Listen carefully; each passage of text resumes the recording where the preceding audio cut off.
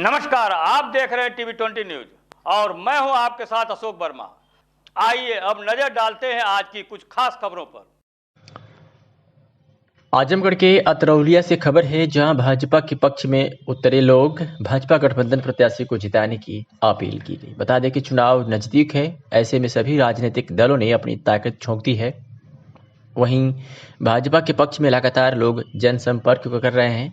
बता दें कि प्रदेश कार्य समिति के सदस्य पुष्कर मिश्रा, भारतीय जनता युवा मोर्चा सह प्रभारी अवध क्षेत्र ने बताया कि विपक्ष जिस तरह की बयानबाजी युवाओं को लेकर कर रहा है वह गलत है। उत्तर प्रदेश की सरकार ने युवाओं को लेकर तमाम साधन मुहैया कराया है, जिसमें 4.5 लाख युवाओं को सरकारी नौकरियां, लाखों रुपए के नए रोजगार के साधन सृजन कराया है। साथ ही युवाओं को शिक्षा के क्षेत्र में बेहतरीन माहौल, चाहे वह रोजगार ही क्यों ना हो, भाजपा ने उपलब्ध कराया है।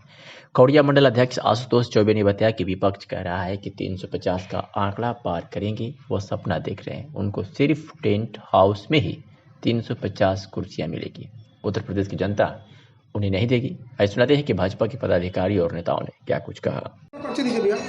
मैं पुष्कर मिश्रा, सदस्य प्रदेश कार्य समिति, भारतीय जनता युवा मोर्चा सह प्रभारी अवध क्षेत्र, उत्तर प्रदेश, भारतीय जनता विधानसभा के निवासी भी हैं जी। और यहाँ पे विपक्ष कह रही है कि सारे नौजवान, आप एक युवा भी हैं जी, सारे नौजवान सपा के साथ हैं, अब डॉक्टर संग्राम यादव के साथ हैं। देखिए संग्राम यादव और संपूर्ण विपक्ष जिस तरह की बयानबाजी कर रहा है युवाओं को लेके, तो मैं बताना चाहता हूं कि उत्तर प्रदेश की सरकार ने युवाओं को रोजगार के तमाम साधन मुहैया कराए, जिसमें 4.5 लाख युवाओं को सरकारी नौकरियां, एमएसएमई के माध्यम से लाखों रुपए के नए रोजगार के साधन सृजन कराया, और साथ ही साथ युवाओं को एक बेहतरीन माहौल शिक्षा के क्षेत्र में, चाहे वो रोजगार के क्षेत्र में, इस भारतीय जनता पार्टी की सरकार ने उपलब्ध कराए हैं। विपक्ष जब सपा की सरकार थी तो एक जाति वर्ग विशेष को ही सिर्फ नौकरियां दी जाती थी, जिसका उदाहरण संपूर्ण उत्तर प्रदेश में जो जांच एजेंसी है उसके माध्यम से खुलकर आया है। विपक्ष कह रही है कि इलाहाबाद में लाठीचार्ज है, उसका मुद्दा बना रही है चुनाव के लिए, क्या असर पड़ेगा चुनावी मुद्दा में कुछ?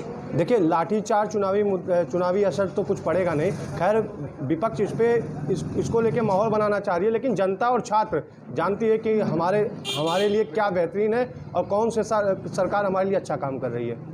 जैसे कि अभी यूक्रेन में लड़ाई हो रही है, प्रधानमंत्री जी कह रहे हैं अगर हम यूपी में जीतते हैं हम बहुत मजबूत होंगे जी। इसके लिए आप नहीं, यूक्रेन में जो हमारे छात्र फंसे थे उनके लिए भारतीय जनता पार्टी की सरकार, आदरणीय मोदी जी की सरकार ने जिस तरीके से वहाँ पे जो फंसे छात्र थे उनको लाया, वो बेहतरीन काम था, जिसकी तारीफ संपूर्ण विश्व में की जा रही है। और विश्व के पटल पर जिस तरीके से यूक्रेन ने भारत से मदद मांगी और कहा है कि आदरणीय मोदी जी आगे आवे और इस युद्ध को विराम दें, तो मुझे लगता है कि इसके विषय में और कुछ बताने की आवश्यकता नहीं कि आदरणीय मोदी जी की छवि और भारत की छवि वैश्विक स्तर पे किस स्तर पे हो गई है।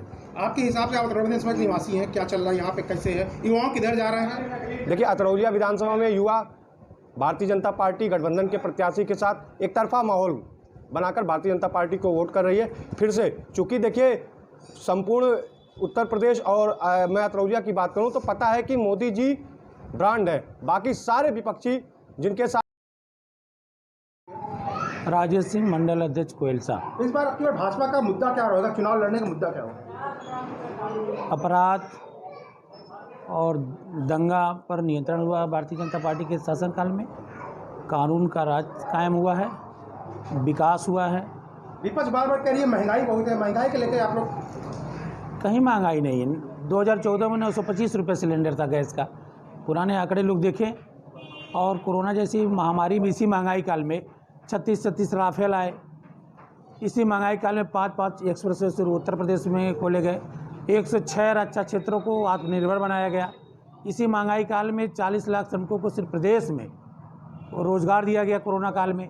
इसी महंगाई काल में 2 साल से अन्न योजना चल रही है, मुफ्त का राशन मिल रहा है, सबको स्वास्थ्य की सुविधा, 5 लाख का बीमा मिल रहा है, सबके खाते में पैसा आ रहा है, किसान सम्मान निधि। कहाँ महंगाई है?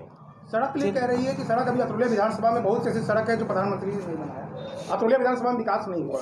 तो विधायक को करना चाहिए ना, निधि तो विधायक के पास होती है। 5 साल में तो एक सड़क नहीं बनवाए संग्राम यादव जी। गांव की सड़कें टूटी पड़ी हैं।